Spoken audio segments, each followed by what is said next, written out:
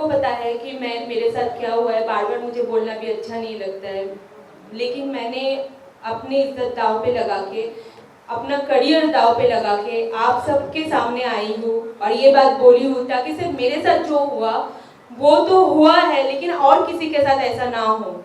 और मेरी एक रिक्वेस्ट है, अगर किसी के साथ भी ऐसा होता है कि डर के, मैं जैसे डर गई थी, आप लोग डरो मत, सामने आओ, बोलो और इसका प्रतिवाद करो और आगे बोलो, अपना जो हक है वो ज़रूर लेना। थैंक टू रामदास अथरेले जी जो मेरे साथ खड़े हुए हैं, I am so grateful to him. मेरे लॉयर है, हमेशा मेरे साथ रहते हैं। आज मुझे, मैं जो साहस जुटा के आपके सामने बोल रही हूँ, ये साहस हर लड़की के साथ अंदर होना चाहिए और वो साहस लेके आपके साथ कुछ भी गलत होता है उसके लिए आवाज़ उठाओ और सामने आओ, डर के मत बैठे रहो। मेरा एक रिक्वेस्ट है, प्लीज़। और आपने बोला है कि हम आपके पीछे खड़े हुए हैं, हम आपके पीछे खड़े हुए हैं क्योंकि आपके कारण हम बड़े हुए हैं, तो हम भी बड़े आपके कारण ही हुए हैं। और जो सवाल जिसको पूछना है, मुझे या पायल को, आप पूछिए।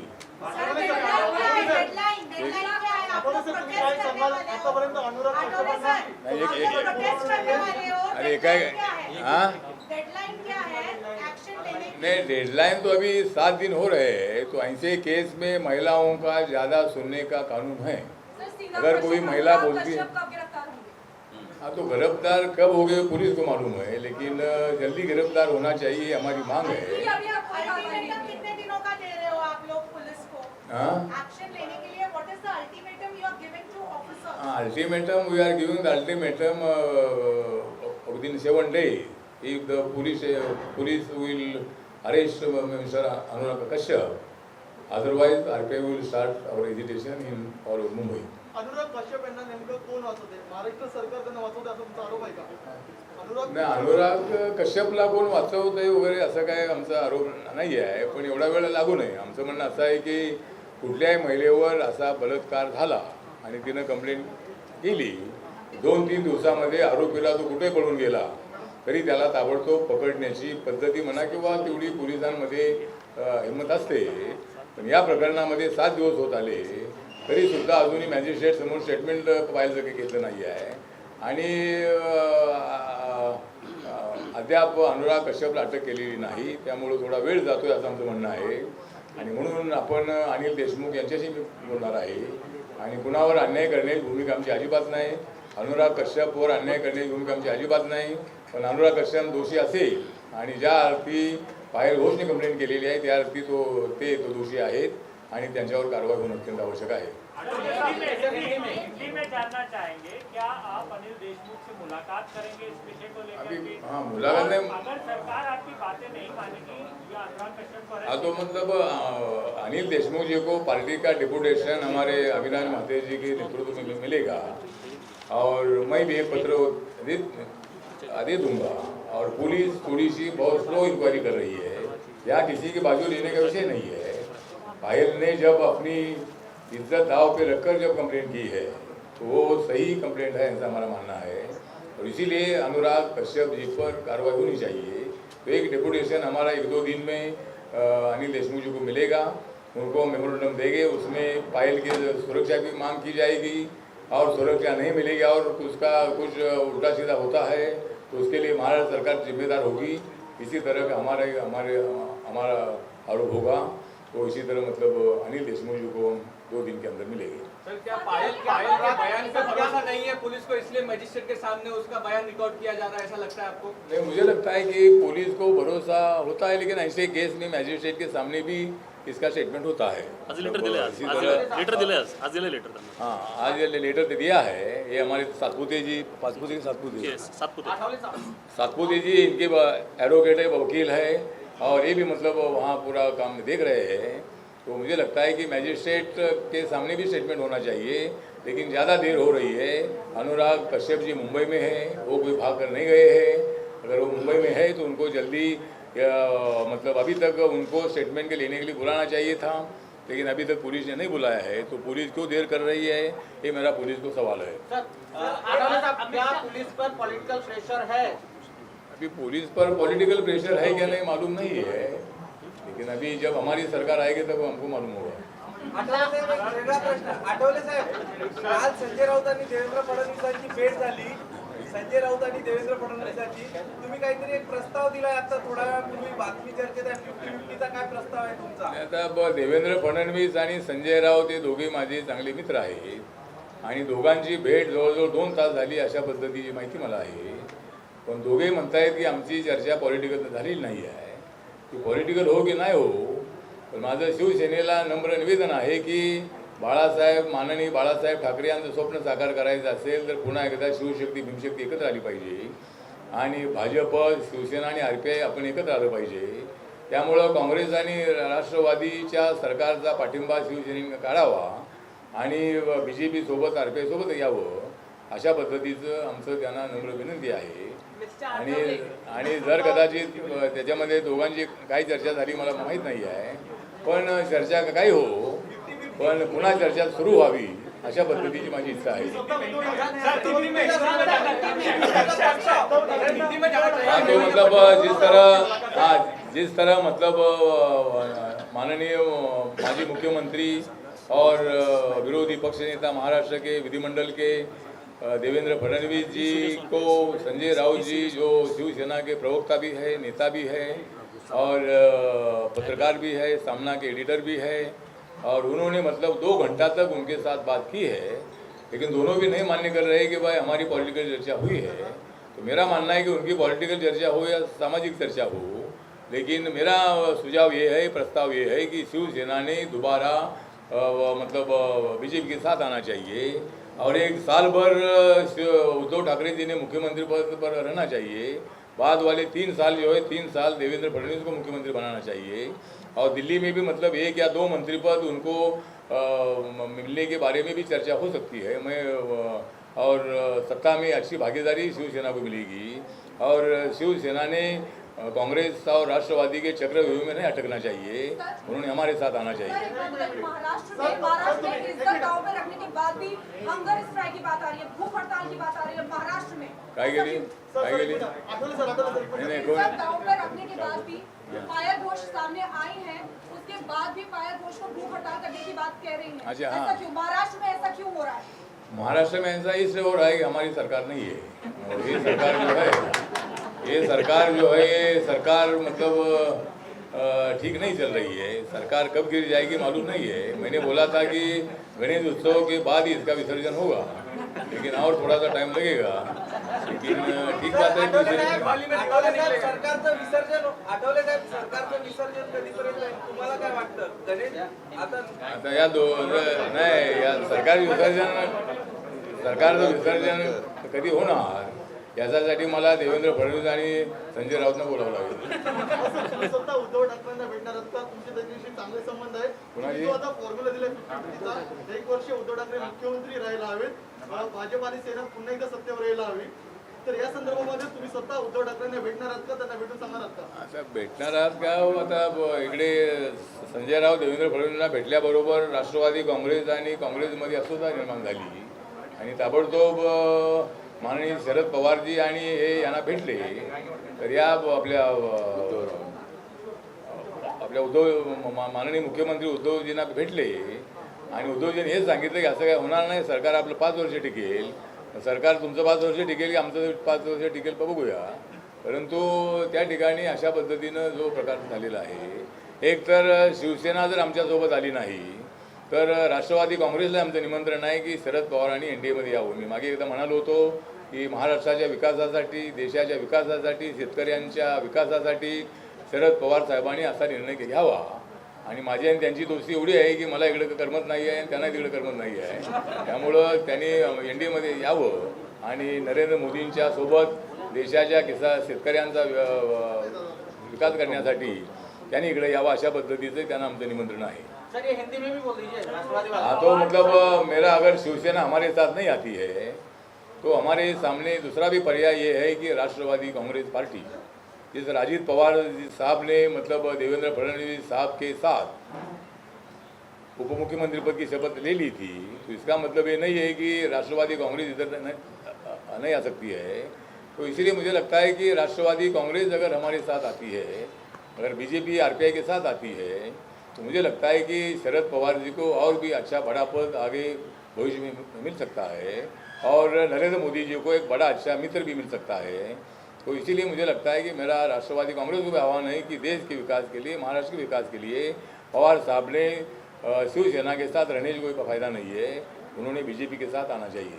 सुशांत सिंह राजपूत रेला विचार सर तुम्ही आता स्वतः दिल्लीच्या अधिवेशनामध्ये होता. दिल्लीचं अधिवेशन आता संपलेलं आहे. शरद पवारांनी भाजपाच्या नेत्यांच्या काही भेटीगाठी घेतल्या का? तुम्ही स्वतः आता दिल्लीमध्ये होता. नाही, भेटीगाठीवर काही घेतल्या नाही आहे, परंतु ठीक आहे, माझं मत आहे ते, माझं ते त्यांचं मत आहे असं मी म्हटलेलं नाही आहे. मला असं वाटतं की शरद पवारांनी इकडं यावं, हे माझं मत आहे आणि त्याच्यावर त्यांनी विचार करावा. जसं मी मागच्या वेळेला सांगितलं होतं की राहुल गांधी अध्यक्ष म्हणायला तयार नाही आहेत, सोनिया गांधी अध्यक्षपद सोडण्याच्या तयारीत आहेत, मग अध्यक्ष करायचं कुणाला, म्हणून मी असं म्हटलं होतं की राष्ट्रवादी काँग्रेसमध्ये विलीन करा आणि शरद पवारांना काँग्रेसचा अध्यक्ष बनवा, असंही माझं मत मी मांडत होतं. भाजपा को शिवसेना के साथ आने के लिए कह रहे हैं, लेकिन अन्य राज्यों में जो हालत है भाजपा की, अगर हम देखें तो उन्हीं के घटक दल उनका साथ छोड़कर अलग हो रहे हैं, तो ऐसे में आप क्या भाजपा को सलाह देना चाहेंगे? नहीं, मैं भाजपा को सलाह ये देना चाहूँगा कि क्या शिवसेना तो अपने खुद से नहीं निकल गई, हमने उनको थोड़ा नहीं निकाला है, हम किसी को निकालते नहीं है. हम तो अकाली दल भी खुद गया है. अकाली दल का पूरा बेस किसानों पर है उनकी पार्टी, और कांग्रेस पार्टी ने किसानों को भड़काया था और इसीलिए मतलब उनको नाइलाज करते हुए उनको एनडीए छोड़ना पड़ा है. लेकिन कुछ दिनों के बाद वो एनडीए के साथ आएंगे और अगर ये दोनों ने साथ छोड़ा है, इसीलिए एक नए मित्र की हम साथ लेना चाहते हैं और वो मित्र है शरद पवार जी, तो वो उनकी साथ भी हमें मिल सकती है. आगे और भी कोई पार्टी हमारे साथ आ सकती है, बहुत सारी पार्टी है, बीजू जनता दल है, हमारा जगन मोहन रेड्डी का पार्टी है, ऐसी बहुत सारी पार्टियां हैं कि वो पार्टियां एनडीए के साथ आ सकती है. और अभी जगन मोहन रेड्डी आज दिल्ली में आकर अमित शाह साहब को मिलकर गए हैं, तो इसका मतलब ये है कि जगन मोहन रेड्डी अगर ये दो गए हैं तो दूसरे दो लेने के चक्कर में हम लोग हैं और इसीलिए दो कोई साथी हमारे साथ आ सकते हैं. सर, क्या पायल घोष मामले में अभी तक मुंबई पुलिस ने अरेस्ट नहीं किया है अनुराग कश्यप को, जैसे मांग कर रहे हैं, तो क्या ये आप चाहेंगे कि ये मामला सीबीआई को दिया जाए? अभी ये मामला सीबीआई को अभी तक देने की मांग नहीं है. अभी मुंबई पुलिस क्या करते देखते हैं. अगर मुंबई पुलिस को कोई यश आया नहीं, जिस तरह हमने दिशा सालियन के मृत्यु की इंक्वायरी सीबीआई द्वारा करने की मांग हमने की है कि दिशा सालियन के घर में उसी दिन पार्टी थी और वो पार्टी के टाइम पर कैसे आत्महत्या कर सकती है, उनके पास कोई सुसाइड नोट नहीं है, आत्महत्या का कोई पत्र उनके पास नहीं है, तो उनके घर में पार्टी उन्होंने बुलाई है, तो वो कैसा जम मार कर मर सकती है. तो इसीलिए उनको किसी ने वहाँ फेंका होगा 14 माले से, ऐसी हमें शंका है. लेकिन मुंबई पुलिस ने फौरन ही उनका मतलब बॉडी देखा, वो बॉडी में पूरे कपड़े भी नहीं थे, तो इसका मतलब उनके ऊपर अत्याचार करके उनकी बॉडी ऊपर से फेंकी होगी, ना कि अपनी बदनामी ना हो. तो उसकी मुंबई पुलिस ने ठीक इंक्वायरी नहीं की, एकदम बोला कि आत्महत्या है तो आत्महत्या है, तो उनके पास सुसाइड नोट थी क्या, उनकी पार्टी थी तो क्यों मतलब आत्महत्या करेगी. ये सवालों पर मुंबई पुलिस ने ध्यान नहीं दिया. मुंबई पुलिस बहुत बड़ी एक्सपर्ट है. और मुंबई में कोई एक मर्डर अगर एक आदमी का होता है तो 24 घंटे में 48 घंटे में वो आरोपी को पकड़ कर जेल में डालते हैं. लेकिन ये केस में ऐसा नहीं हुआ, सुशांत के केस में भी ऐसा नहीं हुआ. तो मुझे लगता है कि पायल के संबंध में उनकी इंक्वायरी पुलिस ने जल्दी करनी चाहिए और नहीं अगर पुलिस करेगी तो सीबीआई के पास इंक्वायरी की मांग हमको करनी नीतीश पड़ेगी. राणे ने ये भी कहा था कि दिशा सालियान ने 100 नंबर पर फोन भी किया था, लेकिन मुंबई पुलिस ने कोई रिस्पॉन्ड नहीं किया. हाँ, तो मतलब जिस तरह ये जानकारी है कि कुछ लोग अंदर जा रहे थे, बाहर आ रहे थे और उनके ऊपर शायद उनके मास्टर बेडरूम में अत्याचार हो रहा था, तो जब उन लोगों ने कुछ ऐसा एक किया होगा, तभी 4-5 लोगों ने मिलकर उनको आवाज़ वगैरह करने का मौका नहीं दिया होगा और फिर उन्होंने 100 नंबर को फ़ोन भी किया. लेकिन तब मुंबई पुलिस आई नहीं. जब वो उनका बॉडी नीचे मिला तब मुंबई पुलिस आई, तो मुंबई पुलिस को खबर थी कि उनके घर पे पार्टी थी करके. इसीलिए हमारा डाउट है कि भाई उनका भी हत्या हुई है और उनकी हत्या सुशांत सिंह राजपूत की हत्या से भी निगड़ित हो सकती है. इसी तरह मुझे लगता है कि जब सुशांत को मालूम हुआ तो उनको डर लगा था कि भाई मेरा कैसा हो सकता है क्या, और ऐसा ही हुआ. मतलब 6 दिन के बाद 14 जून को सुशांत सिंह राजपूत की हत्या हुई. अभी आत्महत्या बोल रहे हैं लेकिन सीबीआई ने जल्दी जल्दी इंक्वायरी करनी चाहिए। और जो फिल्म एक्टर और एक्ट्रेस है जो ड्रग ले रहे हैं अभी, मतलब एनसीबी की इंक्वायरी बहुत ज़्यादा फिसल रही हो, फिसलने दो, लेकिन सुशांत के मर्डर की या सुशांत की आत्महत्या की जो इंक्वायरी है ये सीबीआई ने जल्दी जल्दी पूरी करनी चाहिए, ऐसा हमारा कहना है। My question is for Payal. अरे इनको पूछो। हाँ पायल। हाँ Payal ji, how do you come out and look at this? You have been so vocal. You came out in public, you spoke about what you have undergone.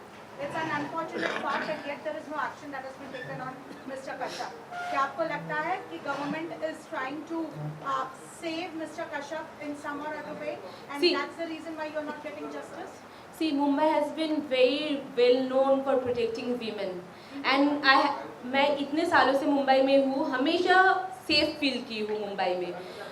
Police मुझे cooperate कर रहा है, लेकिन अगर कोई ऊपर से या कोई इन्फ्लुएंशियल लोग उनको दबाव में डालेंगे तो उनके हाथ में कुछ नहीं रहता। लेकिन मेरा personal experience with police is they are cooperating me, they are very nice to me, but कभी कभी उनके हाथ की मतलब उनमें नहीं रहता है चीज़। It goes if he gets like any other an influential people pressurise them then they can not do anything. आपको एक बार रिप्लाई करना चाहती हूँ, इनको बोलो मैजिस्ट्रेट के पास आपने जो बताया, हमने मांग रखी है कि मेरा स्टेटमेंट रिकॉर्ड किया जाए मैजिस्ट्रेट के सामने, ये हमने मांग रखी है पुलिस के सामने। बट आपको लग रहा है पॉलिटिकल प्रेशर है पुलिस पे, इसलिए एक्शन नहीं? देखिए मुझे तो ये समझ में नहीं आ रहा है, जब 376 लगा हुआ है तो अभी तक एक्यूज्ड जेल में क्यों नहीं है? वो खुल रहा है, मैं सुबह से रात तक कभी हॉस्पिटल में, कभी पुलिस स्टेशन में, कभी इधर कभी उधर क्वेश्चनिंग, सब कुछ मेरे साथ हो रहा है, लेकिन जो एक्यूज्ड है वो आराम से घर पे बैठा हुआ है। और पता उनको शायद ये भी फील होगा कि मेरे साथ लोग हैं जो ये चीज़, वो कुछ दिन भौंकेगी, कुछ दिन बोलेगी, कुछ भी होगा, फिर कल हम दबा देंगे, तो चुपचाप वो आराम से बैठे हुए हैं। होम मिनिस्टर अनिल देशमुख को मिलना चाह रही हैं आप? क्योंकि हाँ। एक्शन नहीं हुआ अब तक। हाँ जी, वो मेरे जो लॉयर है वो हम लोग डिसाइड करेंगे, और आगे भी क्या करना है वो हम लोग सोच रहे हैं, आगे कैसे जाना है, इनसे बात कीजिए। इनका पायल जी का स्टेटमेंट मैजिस्ट्रेट के सामने अंडर सेक्शन 164 दर्ज किया जाने वाला है। हमने रिक्वेस्ट किया था 2 दिन पहले पुलिस को, तो उन्होंने सैटरडे को शायद उसका लेटर जारी किया है, आज कोर्ट में पहुंचा है और उनकी तारीख तय होगी आज। इनको कब मैजिस्ट्रेट के सामने जाके इनका बयान दर्ज करना है। हम अभी 22 तारीख को हमने एफआईआर दर्ज की थी बलात्कार की, और उसके बाद दूसरे दिन पंचनामा वगैरह सब इन्वेस्टिगेशन चालू हुआ। लेकिन हमने शुरुआती तौर पे मैंने कहा था कि हम पुलिस को सिर्फ 7 दिन का टाइम देंगे, 7 दिन का समय सफिशिएंट होता है पुलिस को इन्वेस्टिगेशन करने के लिए और आरोपी को गिरफ्तार करने के लिए। हम लगातार मांग कर रहे हैं। अभी 3-4 दिन जब एफआईआर हुआ उसके 3-4 दिन के बाद हम तब तक चुप रह बैठे हैं, लेकिन अभी समय खत्म हो गया, 7 दिन हो गया, आज 6वां दिन है, कल 7वां दिन है।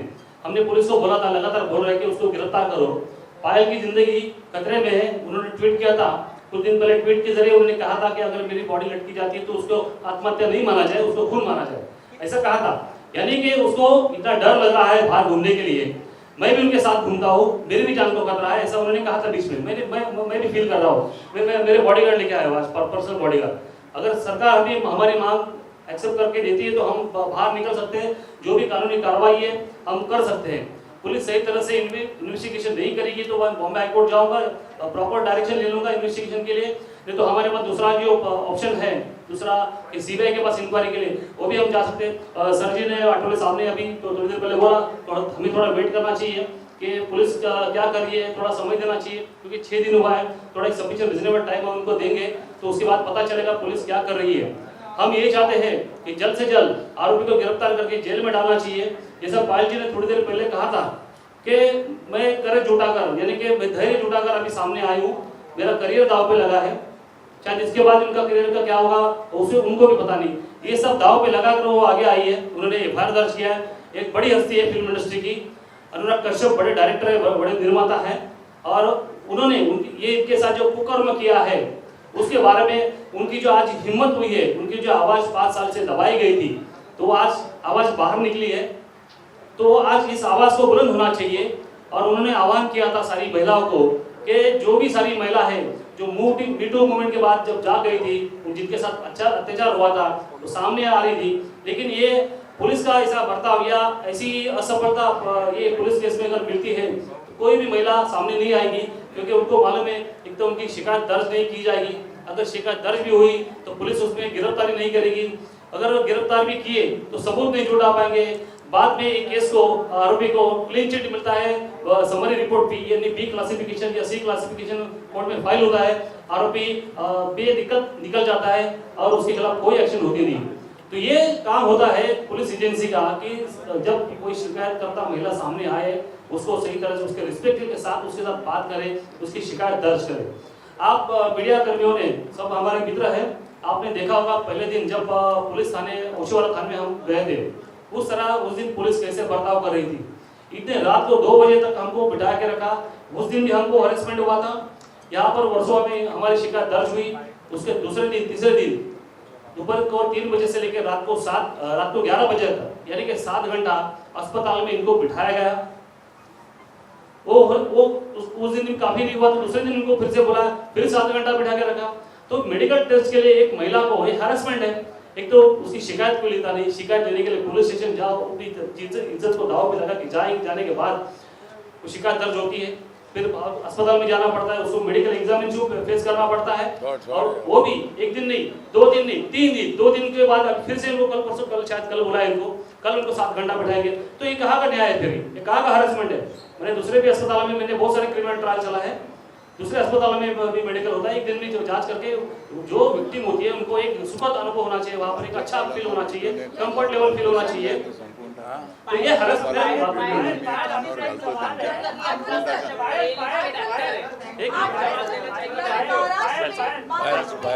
महाराष्ट्र में आपसे सवाल है आठवले सर, महाराष्ट्र में कानून पर से विश्वास उठ गया है, महाराष्ट्र में कानून पर से विश्वास उठ गया है, इसीलिए गांधीगिरी पे जाने की जरूरत पड़ रही है, क्योंकि कानून पर से विश्वास उठ गया है। महाराष्ट्र के अंदर कानून व्यवस्था ऐसी है।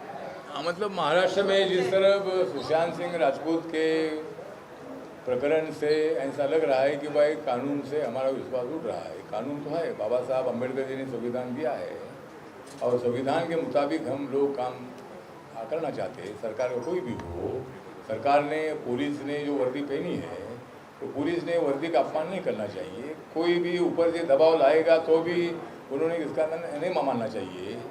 अगर हम भी बहुत बार मेरे पास कार्यकर्ता आते हैं और वो बोलते हैं हमको ऐसा अरेस्ट किया है, लेकिन पुलिस बोलते हैं नहीं उन्होंने चाकू मारा है किसी ने हमको अरेस्ट किया है, तो हम ज़्यादा नहीं बोलते, हम उनके ऊपर ऐसा दबाव नहीं डालते हैं। तो सरकार ने भी दबाव नहीं डालना चाहिए या किसी ने भी दबाव नहीं डालना चाहिए। जिस तरह भी मैंने मांग किया था कि जो ड्रग लेने वाली जो फिल्म एक्ट्रेस और एक्ट्रेस है तो खाली फिल्म एक्ट्रेस के नाम आ रहे हैं, फिल्म अभिनेता के नाम नहीं आ रहे हैं।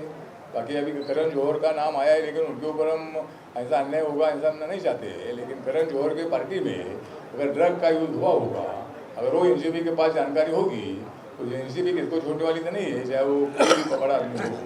तो अभी भी एक निर्माता को शायद पूरी एनसीबी ने पकड़ा है और मैंने मांग किया है कि जो ड्रग पिएगा, जो ड्रग लाएगा, जो ड्रग पिएगा, जो ड्रग मतलब बेचेगा, तो ऐसे लोगों पर, ऐसे फिल्म एक्टर और एक्ट्रेस पर फिल्म में काम नहीं देना चाहिए। हम सभी निर्माताओं को मांग करते हैं, डायरेक्टर को मांग करते हैं कि ऐसा ड्रग लेने वालों को फिल्म में काम नहीं मिलना चाहिए, तो अगली पीढ़ी सुधर जाएगी। अगले जो फिल्म एक्ट्रेस सुधर जाएगी कि अगर हम ड्रग लेंगे तो हमको काम नहीं मिलेगा। तो ये मेरी मांग है कि, और सरकार ने भी मतलब अभी ये तो काम किसको देना है वो तो उनका अधिकार है, लेकिन अगर ऐसा काम उनको देंगे तो उसका फिल्म का शूटिंग जो है बंद करने का काम मेरे पार्टी कार्यकर्ता करेंगे। ऐसे लोगों को काम नहीं देना चाहिए, ऐसा हमारा मांग है।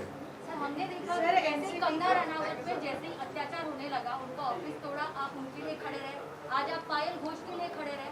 उत्तर प्रदेश में एक दलित महिला के साथ उनका रेप करके उनकी जीभ काट दी, क्या आप उनके लिए खड़े रहोगे? हाँ, तो मतलब जहाँ दलित पर अन्याय होता है तो मेरे जहाँ कार्यकर्ता पूरे देश भर में है, जहाँ भी महिला पर अन्याय हो या किसी भी आदमी पर अन्याय हो, मेरी पार्टी दलित की पार्टी नहीं है, मेरी पार्टी सब जाति धर्म की पार्टी है। और मैं भी खड़ा रहूँगा, जो मतलब मेरे पार्टी के कार्यकर्ता। आप मिलने जाओगे वो लड़की को? हाँ, वो लड़की को मिलने जाओगे क्योंकि आप कंगना रनावत से मिले, आप पायल घोष से। हाँ तो ठीक है, मैं उनको भी मिलूँगा। मैं जहाँ जहाँ अन्याय होता है वहाँ मैं जाता हूँ, और ऐसा अन्याय होता है तो जिन्होंने अन्याय किया है उनको पकड़ने की मांग मैं करता हूँ, उनको मैं जेल में डालते हैं। तो हमारी भूमिका हमेशा न्याय की रहती है, अन्याय की भूमिका हमारी नहीं रहती है। अच्छा पायल, आपसे एक सवाल है, क्या अभी तक आपने कोई थ्रेट रिसीव किया है, किसी का धमकी भरा फोन आया या कुछ आया? देखिए, एक तो मैं no I am not taking calls because there are many innumerable calls are coming which are not saved in on my phone, so I am not taking calls. लेकिन एज सच मैंने जो बाहर से फील किया, जो मेरे दोस्त, जो उनके करीबी लोग हैं, जो मेरे भी दोस्त हैं, उन लोगों ने मुझे बार बार बोला है पायल घर से अकेले नहीं निकलना, नीचे तक तुम नहीं जाओगे अकेले, और बहुत केयरफुल रहना है क्योंकि you know what kind of people they are a kind of mafia gang. And every time even my dad said कि तुम कलकत्ता चले आओ। मैंने बोला नहीं, बॉम्बे बहुत अच्छे है और मेरे साथ रामदास जी जैसे लोग हैं, वो हमें सुरक्षा प्रदान करेंगे और मेरे साथ खड़े हैं, और मुझे इसको लड़ना है, मुझे भागना नहीं है। कई सारे फिल्म एक्टर्स ने देखिए, तपसी मैं किसी का नाम नहीं लेना चाहती हूँ, कोई भी एक्ट्रेस है जो उसे सपोर्ट कर रहे हैं नहीं कर रहे, उनका पर्सनल थिंग है, शायद उनके साथ कुछ नहीं हुआ होगा, लेकिन मेरे साथ जो हुआ है, मैं वो एक्सपीरियंस आपके सामने रखी हूँ, जो मेरे साथ हुआ, जो मैं इतने सालों से अपने आप अंदर लड़ रही थी जिस चीज़ से, उसको मैं सामने रखी हूँ। शायद उनके साथ कुछ नहीं होगा, बहुत अच्छी बात है, वो मुझे जानते भी नहीं, उनके फ्रेंड है, वो फ्रेंड को सपोर्ट करेंगे कि मुझे सपोर्ट करेंगे, ये उनका कोई दोष नहीं है, ये हो ही सकता है। That's very much cool. Thank you.